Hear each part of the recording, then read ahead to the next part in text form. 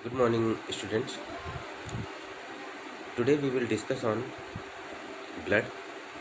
Blood का पहला video था जिसमें हम लोगों ने इंट्रोडक्शन देखा था कि ब्लड के क्या कंपोनेंट्स हैं, ब्लड किन किन चीज़ों से मिलकर बना हुआ है, उनके क्या क्या फंक्शंस हैं।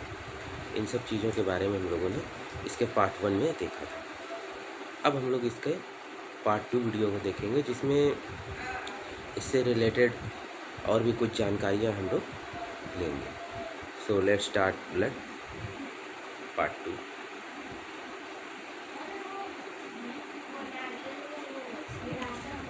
इससे पहले कि हम लोग इसके बारे में कुछ डिटेल जानकारी लें, सम रिवीजन पुराना जो हम लोगों ने पहले वीडियो में देखा था उसको एक बार रिवाइज करेंगे।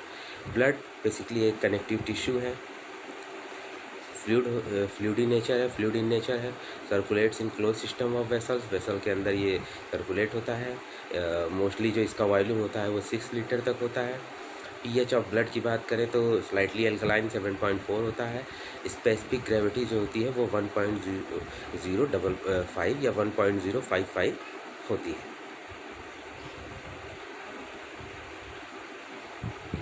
अगर हम फंक्शंस की बात करें तो इसके कुछ मेन फंक्शंस हैं, जैसे transport of oxygen and nutrients, transport waste products जो शरीर से बाहर निकल जाते हैं किडनी से छन के, carries hormone from glands, redistributes water, contains AB and WBC, कहने का मतलब है antibodies and white blood cells, protects body from disease, जिससे वो बॉडी को डिजीज़ से प्रोटेक्ट करता है। क्लॉटिंग ऑफ ब्लड, ब्लड का क्लॉटिंग करता है ताकि हेमरेज जो है उसको ठीक कर सके, यानी clotting of blood protects against haemorrhage.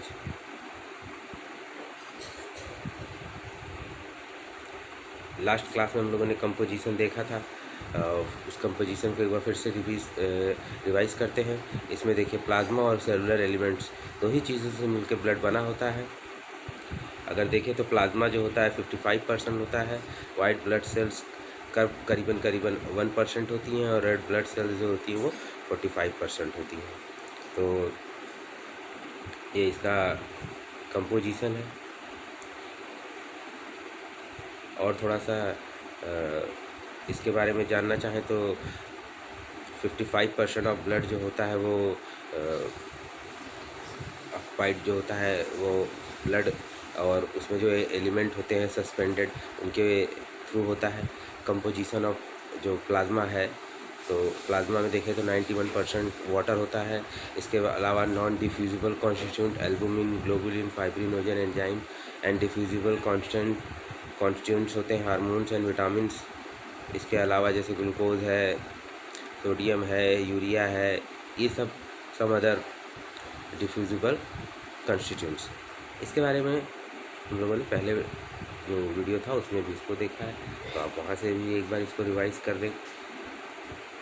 इसके बाद आज हम लोग जो मेन हमारा अप्रोच है वो है एरिथ्रोसाइट, और एरिथ्रोसाइट से रिलेटेड जो मेन डिजीज़ होती है उस पर। तो सबसे पहले हम लोग एरिथ्रोसाइट्स को देख लेते हैं एक बार कि इसकी जो लाइफ स्पैन होती है वो 120 डेज़ होती है। और इसका जो टॉप व्यू देखते हैं अगर आप, तो ये 7.5 माइक्रोमीटर है, और साइड व्यू अगर आप देखते हैं तो 2.5 माइक्रोमीटर है। ये एक सर्कुलर बाइनोकेव डिश शेप्ड सेल होती है, नो न्यूक्लियस होता है इसमें। रेस्पिरेटरी पिगमेंट हीमोग्लोबिन होता है। फंक्शन अगर बेसिकली बात करें तो ये ऑक्सीजन कैरी करता है और एसिड बेस बैलेंस में भी इसका रोल है। बेसिकली ये बोन मैरो से प्रोड्यूस होता है। नॉर्मली जो इसका काउंट है वो 4.5 से 5 मिलियन होता है एक नॉर्मल एडल्ट में। अब डिजीज़ ऑफ एरिथ्रोसाइट यानी RBC से रिलेटेड जो डिजीज़ है, तो सबसे पहले इसमें पॉलीसाइथीमिया आती है, आयरन डिफिशियंसी एनीमिया है, मेगलोब्लास्टिक एनीमिया है, सिकल सेल एनीमिया है, हीमोलिटिक एनीमिया है और थैलीसीमिया है। ये कुछ इससे रिलेटेड डिजीज़ है जो बहुत ज़्यादा टर्म इनका यूज़ होता है, बहुत ज़्यादा इनको पूछा जाता है एग्ज़ाम में भी। तो let's start, what are the disease एंड क्या इनके फीचर्स होते हैं। सबसे पहले हम लोग बात करेंगे पॉलीसाइथीमिया। पॉलीसाइथीमिया का मतलब है increase in number of RBC. हम लोगों ने नॉर्मल काउंट उसका देखा है 4.5 से 5 मिलियन तक। तो आरबीसी का जो काउंट है जब उस नॉर्मल रेंज से बढ़ जाता है तो इस कंडीशन को हम पॉलीसाइथीमिया कहते हैं। इसका बेसिकली जो कॉज होते हैं मेन वो है हाई एल्टीट्यूड। हाई एल्टीट्यूड का मतलब बहुत ज़्यादा ऊंचाई पर रहना। कंजेनाइटल डिजीज़ जो है जन्मजात जिन्हें कह सकते हैं हम लोग, उसकी वजह से होता है। हाइपरप्लासिया ऑफ बोन मैरो का बहुत ज़्यादा मात्रा में वर्क करना। मैनिफेस्टेशंस अगर उसके प्रॉब्लम्स की बात करें तो headache, weakness, tiredness, red face, red eyes, thrombo embolic complications, haemorrhagic complications, ये सब कुछ उसके साइड इफ़ेक्ट मतलब उसके सिम्टम्स हैं। इसके बाद हम लोग देखेंगे जो दूसरी डिजीज़ है वो है आयरन डिफिशियंसी एनीमिया।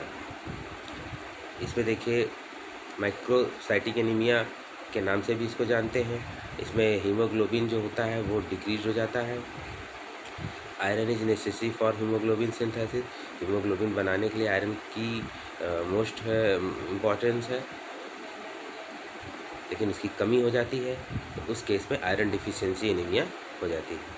सिम्टम्स की बात करें तो weakness, tiredness, shortness of breath, क्योंकि हेम जो है वही ऑक्सीजन को कैरी करता है और जब वो कमी हो जाती है हेम की तो ऑक्सीजन की जो कैरिंग कैपेसिटी है ब्लड की वो कम हो जाती है, यानी ईच एंड एवरी सेल को ऑक्सीजन नहीं मिल पाती है। तो इस कंडीशन को ही हम आयरन डिफिशियंसी एनीमिया बोलते हैं और इसके सिम्टम कुछ इसी तरीके के होते हैं कि ऑक्सीजन की कमी या आयरन की कमी शो होती है। डायग्नोसिस की बात करें तो टंग जो होती है वो पीली हो जाती है।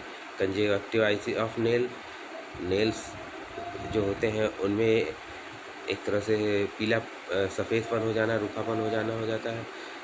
एस्टिमेशन ऑफ हीमोग्लोबिन, इसके अलावा हम लोग ब्लड के एनालिसिस करते हैं और जो हीमोग्लोबिन HB परसेंटेज जो होता है उसको हम लोग निकालते हैं, उसके थ्रू हम इसको डायग्नोस करते हैं। इसके बाद है मेगालोब्लास्टिक एनीमिया। माइक्रोसाइटिक एनीमिया ये भी है और डिफेक्टिव मैचुरेशन ऑफ आरबीसी, मतलब आरबीसी जो है उसका मैचुरेशन जो होता है वो नॉर्मल लेवल का नहीं हो पाता है। और ऐसा होने की वजह यह है कि विटामिन B12 और फॉलिक एसिड जो होते हैं वो ज़रूरी होते हैं, बट इस एनीमिया में ये चीज़ की कमी हो जाती है जिसकी वजह से मैचुरेशन नहीं हो पाता है और मेगालोब्लास्ट बन जाते हैं। मेगालोब्लास्ट मतलब एबनॉर्मल आरबीसी या रेड ब्लड सेल्स होती हैं, तो वो प्रॉपरली नॉर्मल अपने साइज और शेप को नहीं एक्वायर कर पाती, उससे पहले ही वो बस्ट हो जाती है। सिम्टम्स की बात करें तो glossitis, anorexia, diarrhoea, loss of weight, paraesthesia, weakness of limbs, retrobulbar neuritis, haemorrhagic manifestation. तो इस तरीके की कुछ बीमारियां, ये जो बीमारी है इसमें ये सिम्टम देखने को मिलेगा कि डायरिया है, एनोरेक्सिया है, ग्लॉसाइटिस है, पैरास्थीसिया है, ये सब इसके कुछ सिम्टम्स हैं। इसके बाद आता है pernicious anaemia. Absence of intrinsic factor. Intrinsic factor जो होते हैं वो गैस्ट्रिक म्यूकोसा में सिक्रीट होते हैं या उनके थ्रू सिक्रीट होते हैं और बेसिकली वो विटामिन B12 के एब्जॉर्प्शन के लिए इम्पॉर्टेंट होते हैं और मैचुरेशन एंड डेवलपमेंट जो होता है वो अफेक्टेड हो जाता है। सिम्टम्स जो होते हैं वे बेसिकली मेगालोब्लास्टिक एनीमिया की तरह ही होते हैं। गैस्ट्रिक म्यूकोसा में एट्रोफी हो जाती है, यानी सेल्स जो होती हैं वहाँ की वो प्रॉपरली जो होती हैं वो अपने मैचुरेशन नहीं कर पाती हैं, नॉर्मल उनका ग्रोथ नहीं होता है।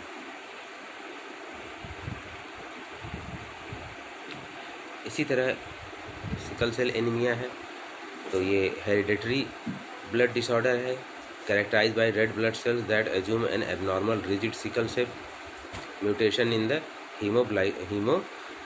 Haemoglobin gene. तो ये एक ऐसी डिसऑर्डर है जिसमें रेड ब्लड सेल्स जो होती हैं वो एक शिकल यानी एक तरह से समझ लीजिए नोकीला शेप हो जाता है, जिसकी वजह से एक दूसरे को वो रप्चर भी कर सकती हैं, तोड़ भी सकती हैं, समय से पहले उसको रप्चर कर जाती हैं, यानी 120 डेज से पहले ये सेल्स जो होती हैं वो डाई कर जाती हैं। तो इसमें बेसिकली जो हीमोग्लोबिन जीन जो होता है उसमें म्यूटेशन हो जाता है, जिसकी वजह से वो सिकल सेल का शेप ले लेती है।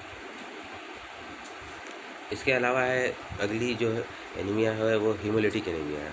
Anaemia due to the haemolysis यानी ब्लड के लॉस की वजह से। Abnormal breakdown of red blood cells either in the blood vessel, चाहे ब्लड वेसल्स में हो जाए, और elsewhere in the human body. तो haemolytic anaemia is either inherited और एक्वायर्ड, ये जन्मजात भी हो सकती है या बाद में भी हो सकती है। सिम्टम्स की बात करें तो fatigue and shortness of breath, breakdown of red blood sales to jaundice and increases the risk of particular long-term complications such as gallstones and pulmonary hypertension। इस तरीके की कंडीशन जो होती हैं हमको हेमोलिटिक एनीमिया में देखने को मिल सकती हैं।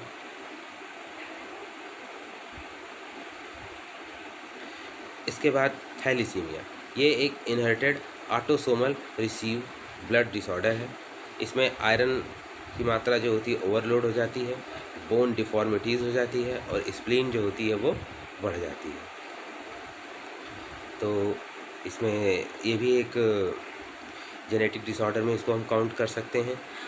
इसमें अगर माता पिता में से कोई एक भी इसका वाहक है या इसको कैरियर कर रहा है, कैरी कर रहा है, तो उस आधार पे हम देख सकते हैं कि उनकी जो संतानें होंगी उनमें 2 तो ऐसे बच्चे होंगे जो कि अनअफेक्टेड होंगे और 2 जो होंगे वो कैरियर होंगे, यानी 50% जो उनकी संतानें होंगी उनमें ये जीन या ये डिफेक्ट नहीं होगा, लेकिन 50% में ये होगा। तो इस तरीके से थैलीसीमिया भी एक ब्लड बोर्न डिजीज़ है।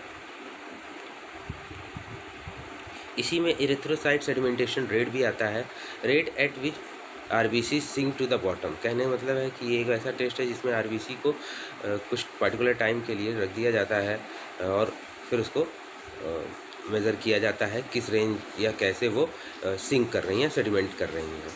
हम लोगों ने उसके कंपोजिशन में या इनिशियल में जब हम लोगों ने इसको पढ़ा था एरिथ्रोसाइट को, तो हम लोगों ने देखा था उसमें प्लाज्मा और सारे पार्टिकल्स जो होते हैं, सेलुलर एलिमेंट्स जो होते हैं वो उसमें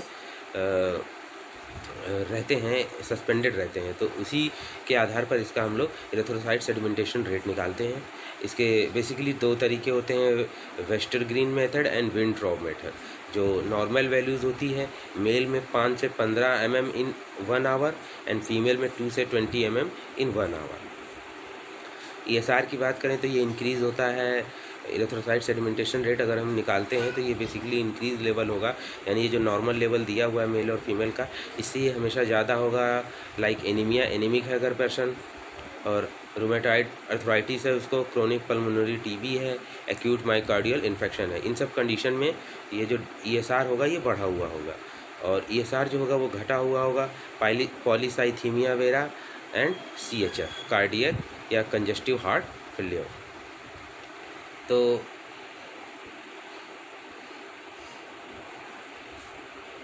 इस तरीके से हम लोगों ने इससे रिलेटेड, एरिथ्रोसाइट से रिलेटेड जो डिजीज़ हैं उनको जाना है, और एरिथ्रोसाइट सेडिमेंटेशन रेट दरअसल उसको जो चेक करने का है, एक तरह से उसका एग्जामिनेशन